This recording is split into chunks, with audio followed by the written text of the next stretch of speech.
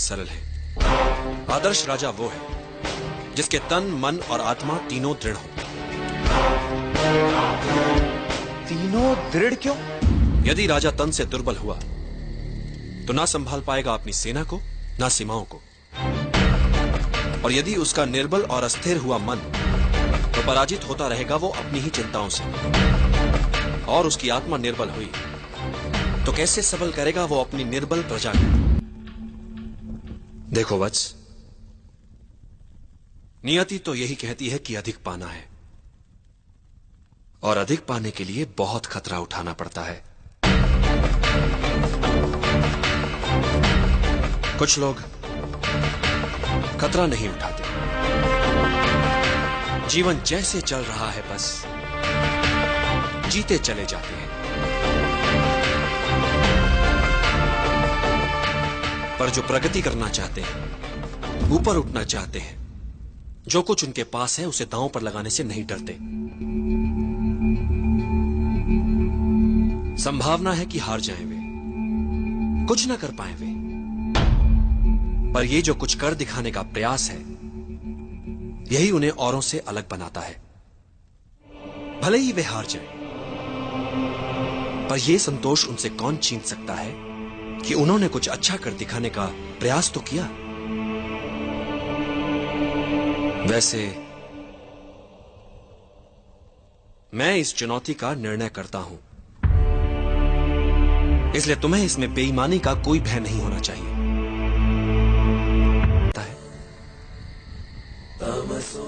मैं क्या छीन सकता हूं इससे, ये तो तुमने देख लिया, पर मैं इसे क्या दे सकता हूं, ये नहीं देखना चाहोगे। मां से दूरी का दुख सहकर यदि ये तक्षशिला में भावी मगधपति होने की योग्यता प्राप्त कर लेगा, तो कितनों के दुख मिटाने वाला बन सकता है ये। कितनों के काम, कितनों का भला, क्या कुछ नहीं कर सकता ये।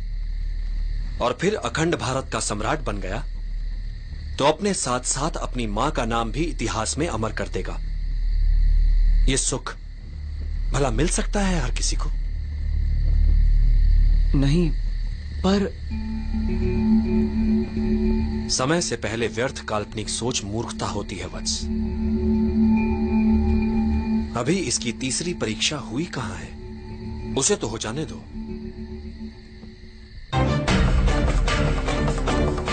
गुरुदेव, पता नहीं क्यों मेरा मन कहता है कि ये बालक अवश्य जीतेगा। जब स्वतंत्रता के लिए आत्मा को बेचने का प्रश्न सामने आएगा, तब ये क्या करता है, देखते हैं। जोश अच्छा है वत्स, किंतु स्मरण रहे, बड़े बड़े योद्धा मात खा जाते हैं जब वो जोश में होश खो बैठते हैं। युद्ध का पहला नियम है अपना युद्ध चुनना सीखो। कब, कहां और किससे। युद्ध नीति कहती है कि वार सदैव अवसर देखकर ही करो। मुक्ति तो शीघ्र ही मिलेगी चंद्रगुप्त, किंतु ध्यान रहे, एकाग्रता बनी रहे। कठिन पथ पर चलने पर कई बार धैर्य टूट जाता है, हृदय विचलित होने लगता है, और कई बार तुम स्वयं से प्रश्न पूछ बैठोगे, पर तुम्हारा ध्यान सदैव लक्ष्य पर बना रहे, फिर वो चाहे तुमसे कितना ही दूर क्यों ना हो। मुझे ध्वनि भेदन सिखा सके। एक मार्ग है, जो कुछ भी तुम सीखो इतना मन लगाकर सीखो कि आधी धीरा तुमसे प्रभावित हो जाए, जिससे संभावना बन सकती है उनके शपथ तोड़कर तुम्हें सिखाने की।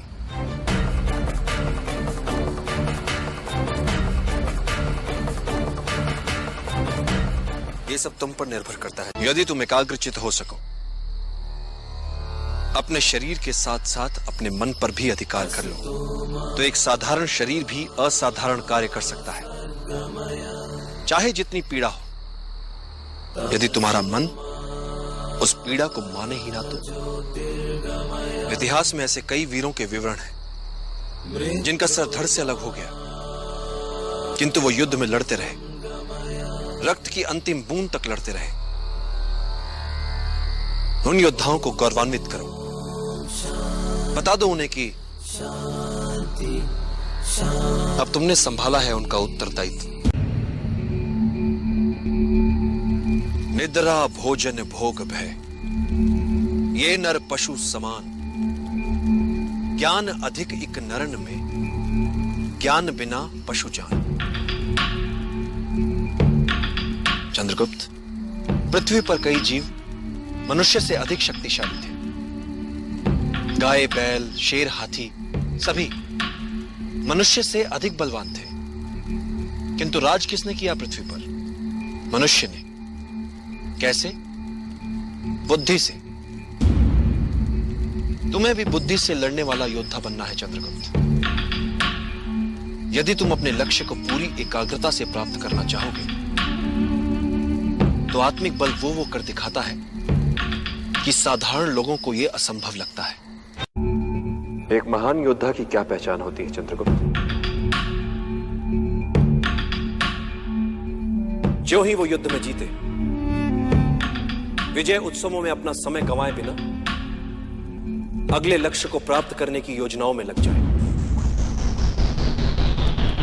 वीर यात्रा पिछले 15 वर्षों से आज तक इस यात्रा को कोई पूरा नहीं कर पाया, किंतु तुम्हें यह यात्रा सफलतापूर्वक पूरी करनी है चंद्रगुप्त। इनमें और तुम्हारे कवच में क्या अंतर है?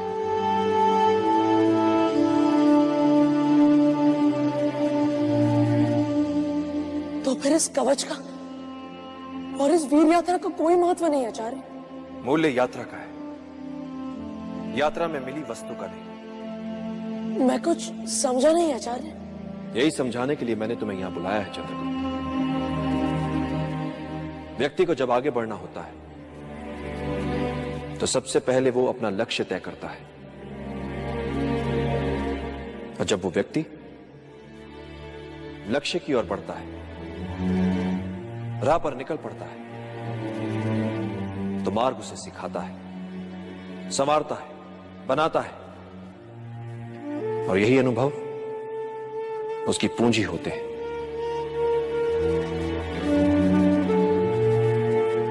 मार्ग पर चलकर लक्ष्य तक पहुंचा जाता है, और मिलने वाली वस्तु मात्र सांकेतिक उपलब्धि होती है चंद्रगुप्त। वास्तविक उपलब्धि होती है मार्ग में मिली सीख। राह में आई हर अड़चन को सुलझाते सुलझाते जो वो हो जाता है,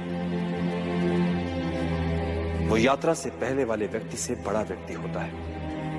इसलिए जितनी दुर्गम होगी यात्रा, उतना ही निखरेगा व्यक्ति। जैसे विजय यात्रा पर जाने से पहले तुम घबरा रहे थे, तुम्हारे भीतर झिझक थी, तुम्हें नहीं लगता था कि तुम दल का नेतृत्व कर पाओगे, तुम्हें यह भी नहीं लगता था कि तुम हर बाधा को पार कर पाओगे, किंतु तुमने ये सब किया, और जो किया उस उपलब्धि का प्रतीक है ये कवच। किंतु क्या ये कवच तुम्हें अजय बनाएगा? नहीं चंद्रगुप्त, ये कवच एक वस्तु मात्र है। महत्वपूर्ण है इस कवच के पीछे छुपा विश्वास। इस विजय यात्रा से मिला तुम्हारे व्यक्तित्व को निखार, यही बनाएगा तुम्हें अजय।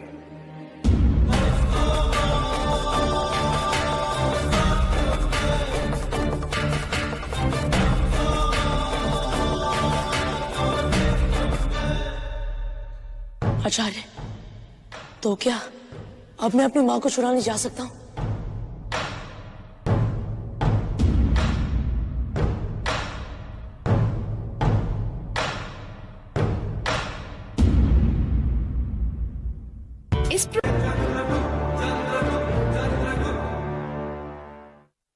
ये कवच एक वस्तु मात्र है। महत्वपूर्ण है इस कवच के पीछे छुपा विश्वास। इस विजय यात्रा से मिला तुम्हारे व्यक्तित्व को निखार, यही बनाएगा तुम्हें अजय।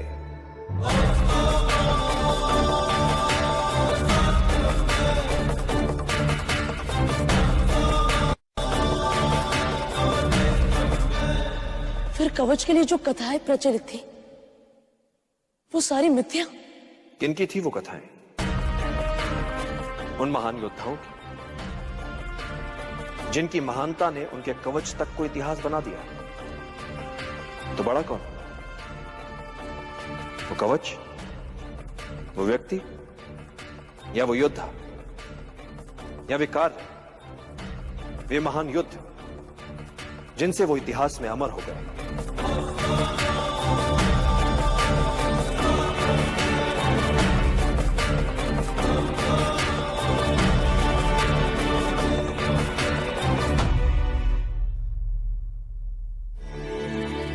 वो व्यक्ति, वो योद्धा, वो लिख चुके हैं अपना इतिहास। तुम्हें अपना इतिहास अभी लिखना है। जीने की इच्छा ही हमारी शक्ति है। जब जीने की सच्ची चाह मन में हो तब मृत्यु को कठिन ही नहीं असंभव मानो। मात्र जीवन, जीवन और हर मूल्य पर जीवन। यदि मन में इसके अतिरिक्त कुछ ना हो तो दुर्बल से दुर्बल व्यक्ति भी साहसी बन सकता है। तुम ये कह सकते हो कि यह लड़ाई तुम्हारी नहीं है। कि कौन सी लड़ाई लड़ सकते? अपनी या उनकी जिन्हें तुमसे अपेक्षा है, जो निर्बल है? चंद्रगुप्त, जब व्यक्ति के समक्ष दोराहा आता है, जब एक मार्ग चुनना होता है, तब उसका चुनाव दर्शाता है कि वो क्या है, कैसा है। छोटा है, बड़ा, अपने लिए सोचने वाला है या अपने से पहले औरों के लिए सोचता है। तुम्हारे मन और तुम्हारी आत्मा के चुनाव का है। निर्णय कर कि तुम अपनी मन की सुनोगे या अपनी अंतरात्मा। वैसे भी चंद्रगुप्त, जीवन में जब भी कोई निर्णय एक बार कर लो तो पलट कर मत देखो, क्योंकि पलट पलट कर पीछे देखने वाले इतिहास नहीं बनाते। इन सभी गांव वालों के प्राण जा सकते थे। असफलता से सीखना आवश्यक होता है चंद्रगुप्त।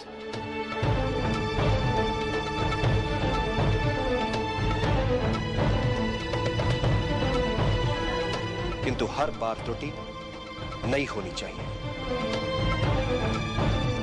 यदि तुम त्रुटि दोहरा रहे हो तो समझ लो कि कोई चूक अवश्य हो रही है।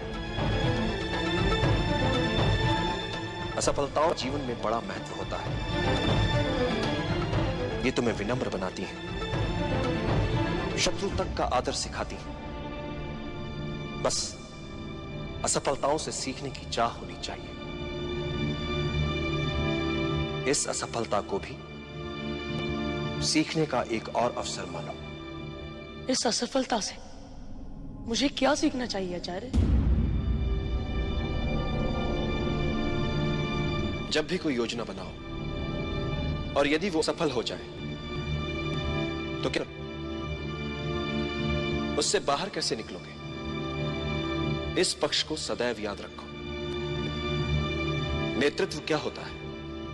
शत्रु या विपरीत परिस्थितियों के प्रति मन में उनका सम्मान होना। एक अच्छा राजा वो नहीं जो आक्रमण करना जानता है। एक अच्छा राजा वो है जिसे पीछे हटना भी आता है, पुनः संगठित होने के लिए समय जुटाना भी आता है। पीछे हटने में कोई लज्जा नहीं। अगले दिन नए उत्साह से लड़ पाओ। यही तुमने आज किया चंद्रगुप्त। गुरुकुल का हर पाठ होता है पूर्व निर्धारित। हर प्रश्न भी, हर प्रश्न का सही उत्तर भी पढ़ाने से पूर्व जानता है गुरु कि उसे क्या पढ़ाना है। और विद्यार्थी के पास हर समय उपलब्ध होते हैं ग्रंथ, किंतु जीवन में कुछ भी पूर्व निर्धारित नहीं होता। न प्रश्न, न उत्तर, न सहायता के लिए गुरु, न ग्रंथ। जीवन में हर प्रश्न के एक से अधिक संभावित उत्तर, उचित उत्तर चुनना है बिना किसी सहायता के।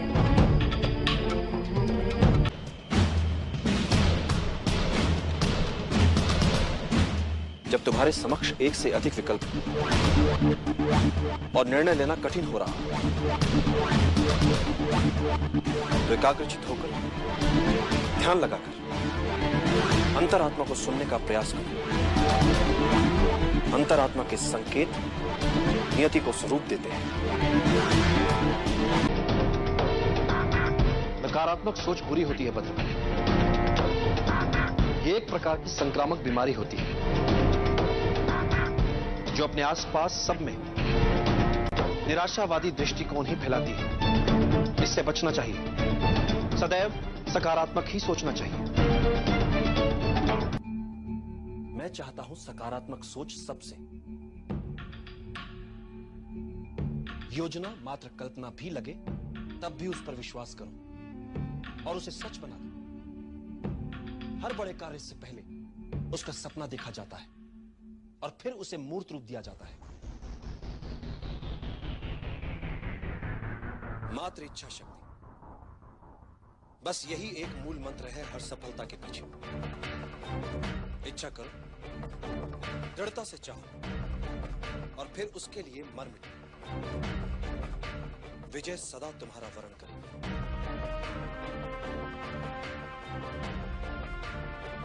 बच सकते हैं। अति बुद्धिमान क्या होता है? सामान्य बुद्धि चातुर्य से कुछ अधिक। संकट में बुद्धिमान नहीं, वो बचेगा जिसमें अनुकूलन की क्षमता अधिक हो, जिसने स्वयं को परिस्थितियों के अनुरूप ढाल लिया हो, वही संकट से बच पाएगा। और यही सार्वभौमिक नियम है।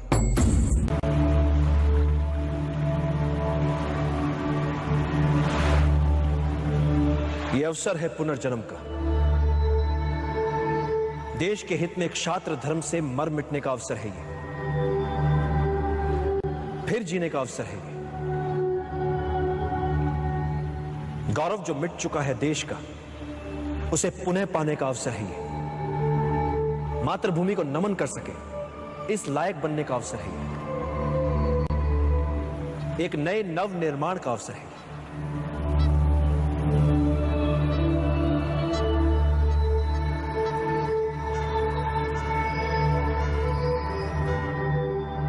निर्णय आपको लेना है। चाहे तो आप सब अपनी पराजय के साथ जीवन भर सर झुकाकर पशुवत जी सकते हैं, या फिर अपनी मातृभूमि के लिए अपना सर्वस्व न्यौछावर करने के महाअभियान में मेरा साथ दें। मेरा सदा पराजय की अनित्यता में विश्वास रहा है। अनित्य होती है पराजय। व्यक्ति चाहे तो फिर से प्रयास कर सकता है विजय के लिए।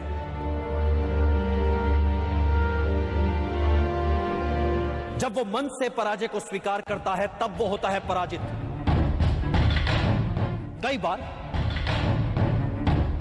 मन से पराजय को स्वीकार करने वालों को, हार से हताश होने वालों को इस बात का पता ही नहीं होता कि जब उन्होंने साहस छोड़ा तब वो विजय के कितने निकट थे। हर पराजय विजय यात्रा के मार्ग में आने वाली एक अनुभव मात्र होती है। ऐसा अनुभव जो हमें कुछ और सिखाता है,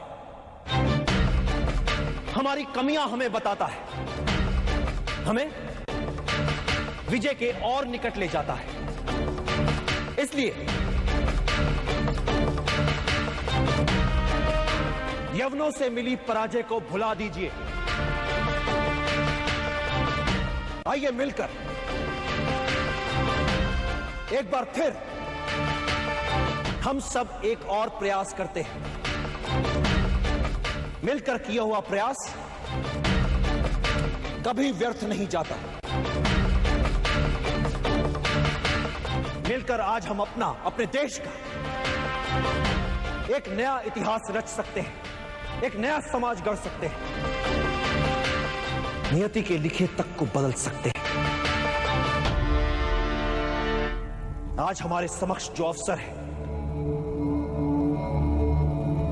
ऐसा अवसर भाग्यशालियों को ही मिलता है।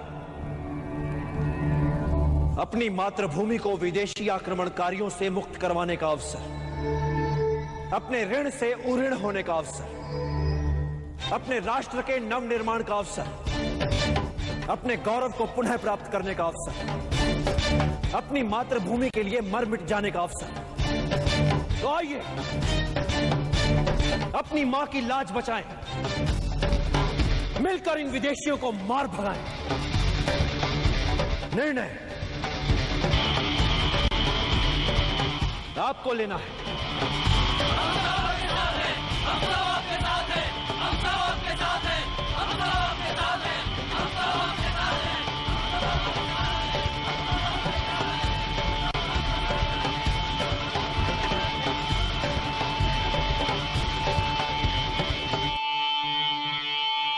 योजना में मात्र लक्ष्य निर्धारण महत्वपूर्ण नहीं होता।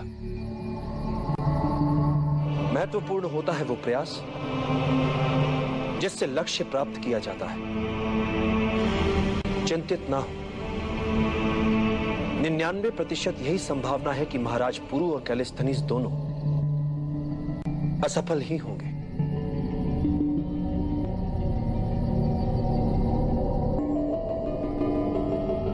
इसीलिए एक और वैकल्पिक योजना है मेरे पास। क्रोध के उन्माद में नहीं होता है समस्या का निदान, किंतु शांत चित्त हर समस्या का हल ढूंढ सकता है। एक बात सदैव स्मरण रखना चंद्रगुप्त, कोई भी नियति जनित समस्या मानवीय क्षमताओं से बड़ी नहीं है। समस्या मात्र इतनी सी है कि अधिकतर लोग कठिनाइयों को केवल देखते रह जाते हैं, किंतु कुछ लोग कठिनाइयों के बीच रहकर भी अपने लक्ष्य को प्राप्त करने की क्षमता रखते हैं।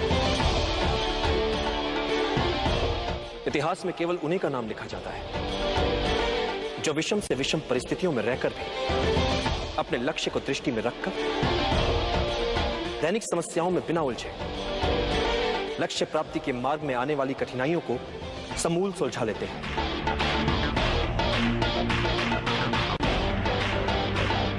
इतिहास साक्षी है चंद्रकांत, महान वही बन पाया है जिसने अपनी कठिनाइयों को आगे बढ़ने का अवसर बना लिया, जिसने अपनी कमियों को निर्बलता नहीं अपनी शक्ति बना लिया। असंभव दिखने वाला निर्णय होता क्या है? एक ऐसा कठिन निर्णय जो लिया जा सकता है। इसलिए चाहे जितना असंभव लगे, निर्णय लो, क्योंकि समस्या को अनिर्णय से खींचोगे तो समस्या तुम्हें खा जाएगी। निर्णय लेने में साहस करो, फिर देखो इतिहास तुम्हारा नाम कैसे अमर बना देता है। एक सरल नियम है चंद्रगुप्त, समस्या तुम्हें समाप्त करे उससे पहले समस्या को समाप्त कर दो, जड़ से मिटा दो, ताकि वो अपना सर ही ना उठा,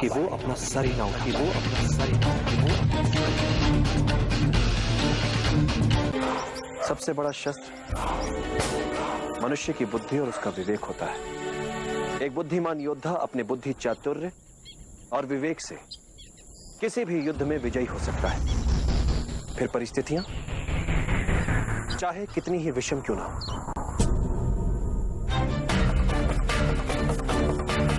शासन के लिए सभी मनमाने अधिकारों का केंद्र नहीं हो सकता, क्योंकि मेरे विचार से राजा को एक निश्चित समय के लिए शासन मिलना चाहिए, जीवन भर के लिए नहीं।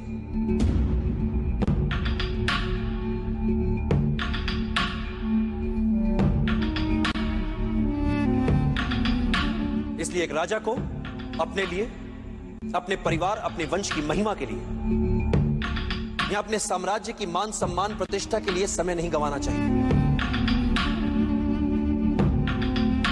क्योंकि यदि राजा प्रजा की भलाई के लिए कार्य नहीं कर रहा है, प्रजा के जीवन स्तर के विकास के लिए कार्य नहीं कर रहा है, तो प्रजा के लिए क्या उपयोगिता है उसकी?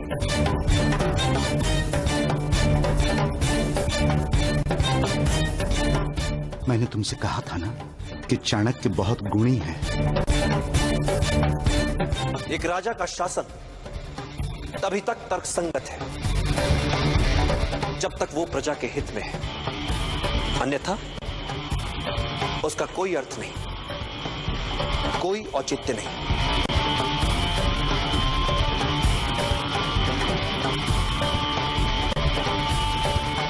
तो फिर आपके विचार से एक राजा की सही भूमिका क्या होनी चाहिए? एक राजा को सबसे पहले अपनी प्रजा के लिए सुशासन स्थापित करना चाहिए। एक मूल मंत्र है, बहुजन हिताय, बहुजन सुखाय।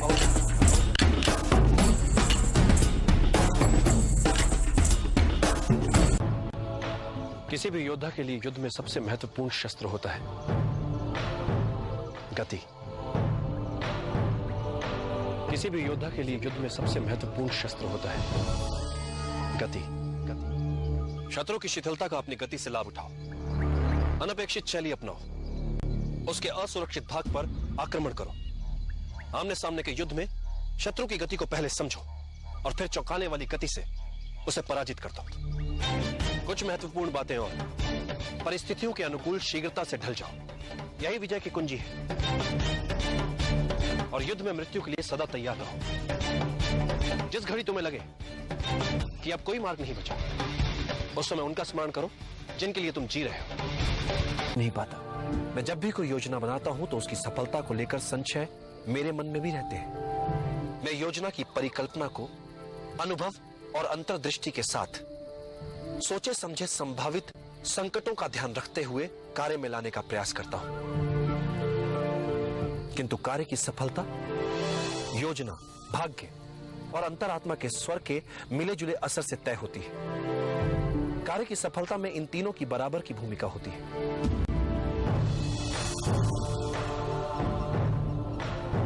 सफलता के लिए अर्जुन की तरह हो पाना उचित रहता है, मात्र लक्ष्य की ओर दृष्टि और कहीं नहीं। तो मैं सचमुच आपकी सहायता कर पाऊंगा। एक शिक्षक का महत्व तो समझ नहीं पा रहे, तो इस अभियान में क्या सहायता करोगे मेरी? माना कि एक साहसी योद्धा एक युद्ध जीत कर दिखा सकता है, किंतु एक शिक्षक किसी साधारण जन को उस युद्ध को जीतने के योग्य बना सकता है। किसी भी युद्ध को जीतने के लिए चुनौती उस युद्ध के लिए अच्छे योद्धाओं को ढूंढने में नहीं, चुनौती है साधारण जन को युद्ध का कारण बताकर उन्हें असाधारण बनाने में, जो एक शिक्षक ही कर सकता है। तुमसे बिना कोई मूल्य लिए एक सीख देता हूं, जिसकी मुझे लगता है आवश्यकता भी है तुम्हें। अपने विचारों को वश में रखो, क्योंकि यही तुम्हारी वाणी बनेंगे। अपनी वाणी को वश में रखो, क्योंकि यही तुम्हारा कर्म बनेगी। अपने कर्मों को वश में रखो, क्योंकि यही तुम्हारी आदत बनेंगे। अपनी आदतों को वश में रखो, क्योंकि यही तुम्हारा चरित्र बनेगी। और अपने चरित्र को वश में रखो, क्योंकि इसी से तुम्हारा भाग्य बनेगा। और सुखदा उन्हें कैसे जगाया जाए आचार्य? एक निराशावादी को हर अवसर में एक कठिनाई दिख जाती, और एक आशावादी को हर कठिनाई में एक अवसर दिख जाता। भाग्य के सभी अवसर हमारी आत्मा में सुषुप्त अवस्था में होते हैं। तुम्हें बस उचित समय की प्रतीक्षा करनी है। मैं किसी युद्ध में उलझना नहीं चाहता, किंतु मगध जैसे साम्राज्य में यदि हम उनसे बिना लड़े अपने आप को बचा नहीं पाए, ऐसे में मगध से सीधे युद्ध के अतिरिक्त हमारे समक्ष और कोई विकल्प नहीं बचता। इस युद्ध का सबसे बड़ा संकट, सबसे बड़ी समस्या है हमारे अंदर बैठा भय।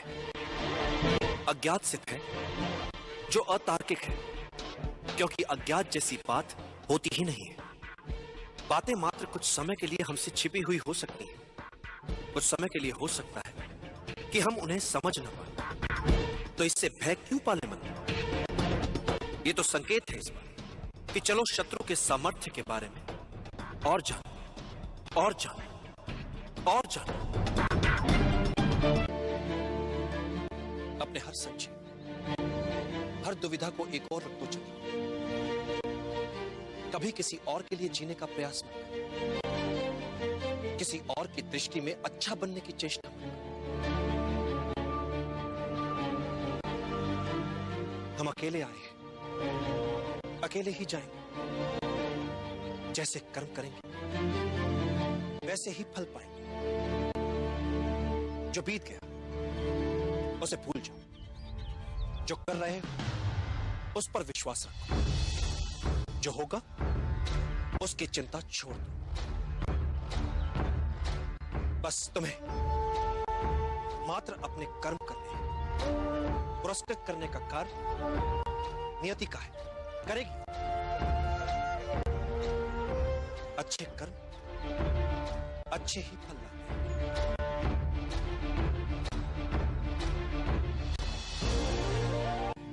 मैं एक गाथा सुनाता हूं।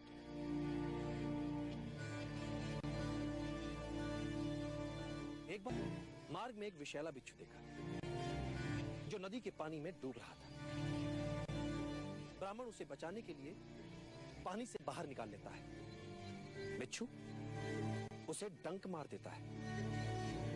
ब्राह्मण को पीड़ा से तड़प उस बिच्छू को छोड़ना पड़ता है, जो पानी में फिर से जाता है। उसे मरता देख ब्राह्मण उसे पानी से बाहर निकाल लेता है।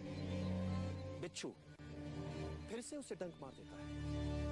ब्राह्मण के निकट खड़े शिष्य ने विस्मित होकर उससे पूछा, गुरुवर, आप इतने ज्ञानी हैं, ये जानते हुए कि बिच्छू की प्रवृत्ति डंक मारने की है, आप उससे खेल रहे हैं।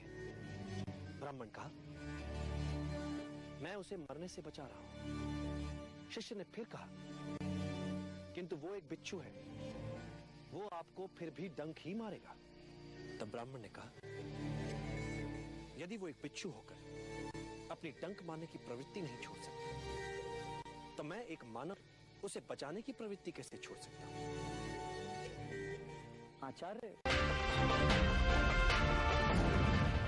आचार्य, आप सदैव यूं खुले में साथ साथ पैदल घूमने को इतना महत्व क्यों देते हैं? पृथ्वी, आकाश, वन, मैदान, झील, नदियां, पहाड़ और सागर, ये सब हमारे श्रेष्ठ शिक्षक होते हैं। हमें इनसे पुस्तकों से भी अधिक सीखने को मिलता है। बस हमें सचेत होकर इनके बीच घूमने की आवश्यकता होती है। दूसरे सब जब युद्ध में आकंठ डूबे हो, तब तुम्हारा अपने वातावरण को लेकर ज्ञान तुम्हें ऐसे अस्त्र शस्त्र प्रस्तुत कर सकता है जिसकी तुम कल्पना भी नहीं कर सकते। और जब तुम बचने के लिए छटपटाते हो, तब तुम्हारा ये प्रकृति का ज्ञान तुम्हारा रक्षक बन जाता है। मैं कुछ समझा नहीं आचार्य।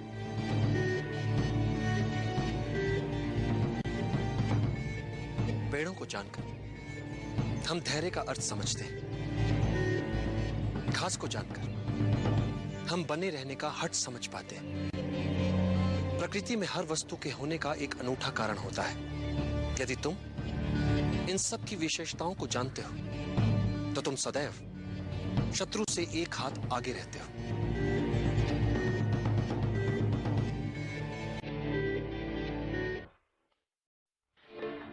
पसीने की एक बूंद बहुत सा व्यर्थ का रक्तपात बचा सकती है। कोई भी बड़ा कार्य करने के लिए मात्र उचित योजना ही आवश्यक नहीं है, उस योजना में संपूर्ण आस्था की भी आवश्यकता होती है। योजना यदि अच्छी है तो उस अभियान को पूरा करने वाले निर्णय भी अच्छे होंगे। इसलिए गुणीजन कह गए, अच्छी योजनाएं असंभव दिखने वाले स्वप्नों को भी जीवंत बना सकती।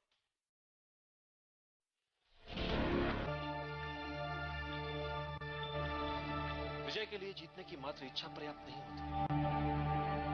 विजय के लिए की गई तैयारियां अधिक महत्वपूर्ण होती हैं।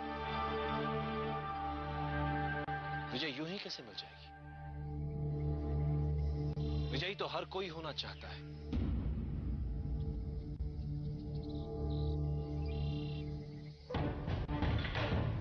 किंतु विजयी होने के लिए हर कोई समुचित तैयारियां नहीं करता। जीतने के लिए की गई तैयारियां जीतने की इच्छा शक्ति को और दृढ़ करती है। एक बार युद्ध आरंभ हो गया तो जीतने के लिए तैयारियों का समय बीत जाता है। चलते युद्ध में आप युद्ध करेंगे या उसे जीतने के लिए आवश्यक तैयारी? युद्ध के लिए की गई तैयारियों का अंतिम चरण मात्र होता है, जिसका निर्णय उसके लिए की गई तैयारियों द्वारा ही निर्धारित होता है। इसलिए विजय के लिए आवश्यक है विजय के लिए की गई तैयारियां। एक बार जीतने के लिए ढंग से तैयारियां कर ली तो फिर विजय निर्विवाद हो जाती है। युद्धों के निर्णय सैनिकों की संख्या से नहीं निकलते।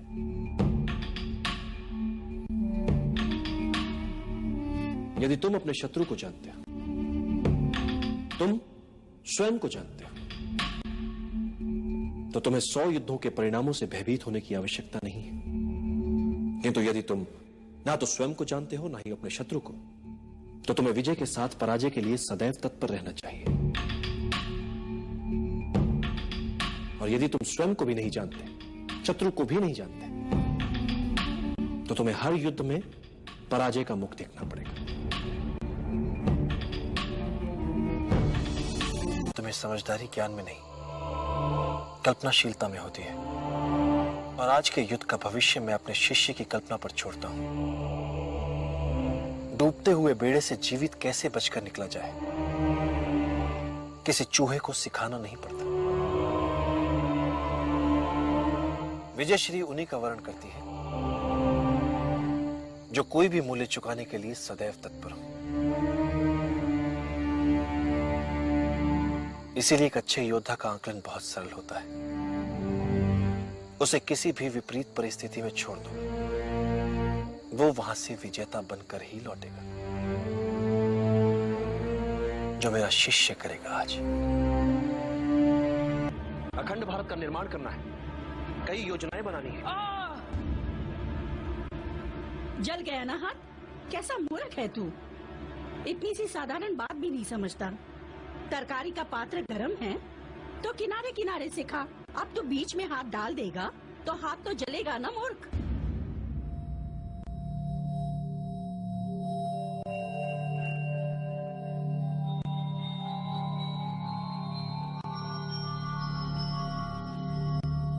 साधु, ऐसी व्यवहारिक शिक्षा पुस्तकों से नहीं, एक मां से ही मिल सकती है।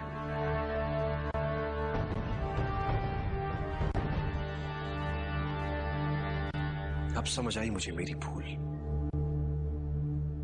सीधे पाटलिपुत्र में हाथ डाल दिया। हाथ तो जलना ही था। पहले आसपास परिधि के क्षेत्रों में डालना चाहिए था हाथ। किंतु हम अपनी असफलताओं से सीखेंगे। पहले पाटलिपुत्र के बाहर छोटे छोटे राज्यों को बनाएंगे अपना लक्ष्य, फिर एक चक्रव्यूह बना घेरेंगे उसे, फिर अंत में करेंगे पाटलिपुत्र पर आक्रमण। पहले परिधि, फिर केंद्र।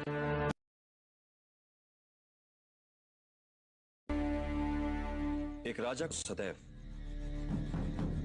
बुद्धि से शासक और मन से साधारण प्रजा का हितैषी बने रहना चाहिए। राजा वो व्यक्ति होता है जिसे बहुजन के हित में सामाजिक संतुलन बनाए रखने के लिए चुना जाता है। प्रजा ही अपने लिए एक राजा को चुनती है। इसलिए एक सच्चा राजा वो होता है जो अपनी प्रजा के हितों के उत्तरदायित्व का वहन करता है।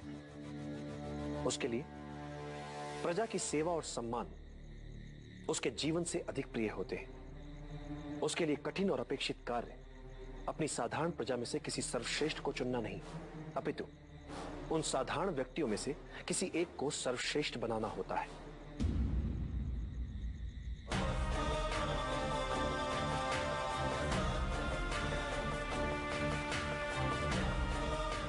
एक राजा के लिए सबसे बड़ी चुनौती होती है पूरे देश को सफलता और समृद्धि के महान लक्ष्य को प्राप्त करने के लिए न केवल उन्हें प्रेरित करे, अपितु प्रजा के लिए ही उन्हें प्राप्त करके भी दिखाए।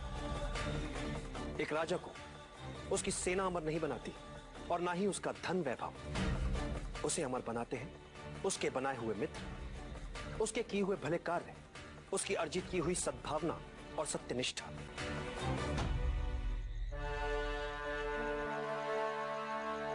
एक योग्य राजा कभी अपने शत्रुओं से नहीं डरता, अपितु शत्रु स्वयं एक राजा से डरते हैं। और एक कुशल राजा वो है जो इसी डर का अपने लाभ के लिए प्रयोग करने में सक्षम होता है। और बुद्धिमान राजा वो है जो राजा का कर्तव्य निभाते हुए भी ये कभी नहीं भूलता कि वो एक साधारण व्यक्ति ही है, जैसा कि प्रजा में एक साधारण व्यक्ति होता है।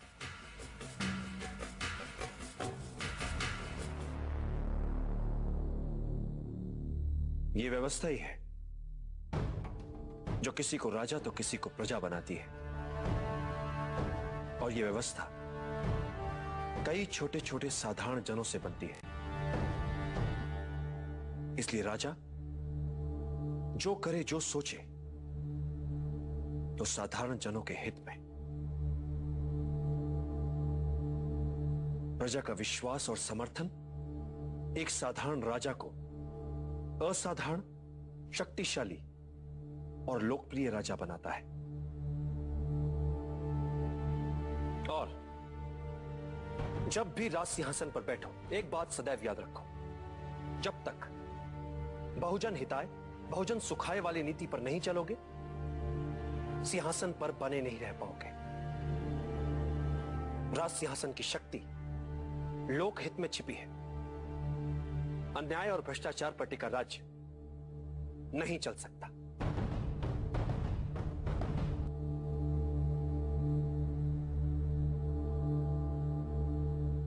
वचन देता हूं आचार्य, मैं सदैव आपकी अपेक्षाओं पर खरा उतरने का प्रयास करता रहूंगा। हमारा कार्य हो जाएगा।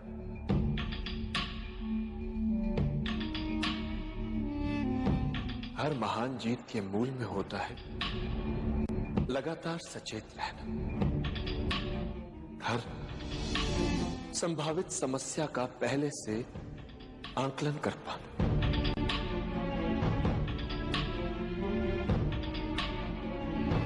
उन्हें समय रहते समझकर नए नए हल ढूंढना। सब कुछ छोटी छोटी बातों को ध्यान से पूरा करने पर निर्भर करता है।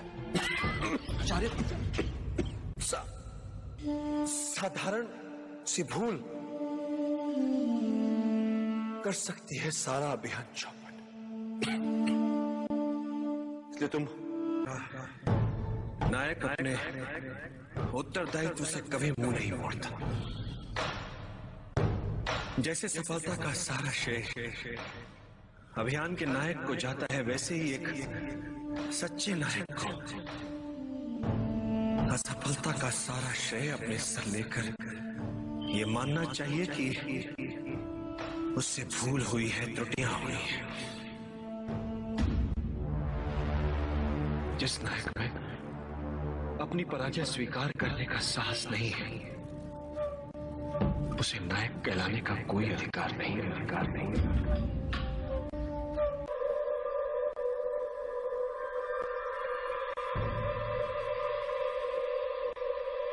सफलता घेरे तुझे, मार्ग हो अवरुद्ध, पास ना हो धन तेरे, और काम हो अपार, भाग भाग मत कर प्रयास।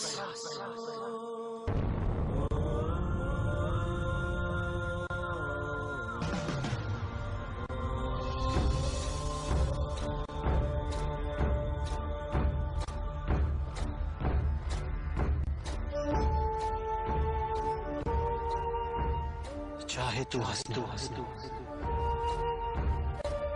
किंतु आंखें हो नम भाग मत कर प्रयास। रात ही दिन निकलेगा फिर सूरज दूर क्षितिज पार भाग मत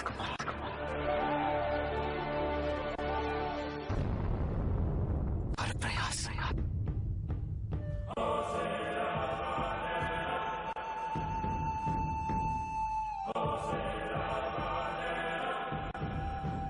पीड़ा ही सुख है।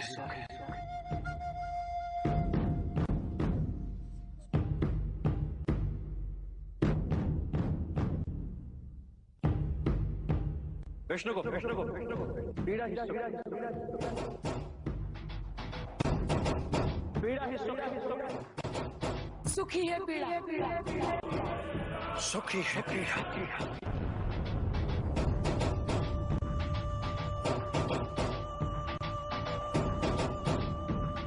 हार ही जीत ही है हार।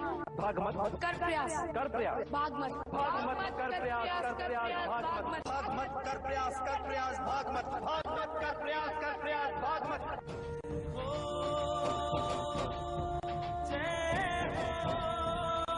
हार ही जीत है, जीत ही है हार। भाग मत कर प्रयास भाग मत कर प्रयास भाग मत।